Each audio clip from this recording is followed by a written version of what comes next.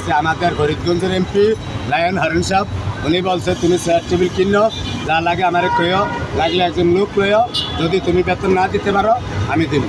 মানে কালকে গেছি গিয়ে যাইতে হারি না, শরীর খারাপ আছিল, দোকান বন্ধ করি না, দেখতে যাইতে না, আজকে বিয়ালে গেলে আমি। আচ্ছা, আরও দেখলাম ভিডিওতে অনেকে আপনাকে হাড়ি পাতিল গিফট করছে। হ্যাঁ, সব এনে আছে, আমি কিছু বাসায় নিই না, আমার বাসায় জায়গা নাই ভাই, আমি ঘরে দিয়া মাটি থুই, পাকার উপরে মাটি থুই, ঘরে দিয়া পাকার উপরে, আমার ঘরের অনেক জায়গা নেই, আমার রুম এইদিকে সাইরাত, এমনি হাসাত।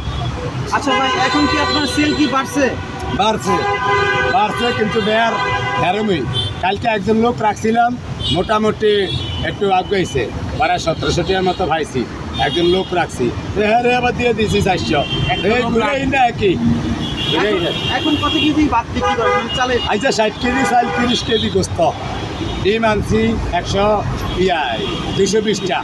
কারণ ডিম একটা বেশি না, খালি গোস্ত দিয়ে ভাত দিয়ে চলছে। বন্ধ হয়ে গেছে তো আবার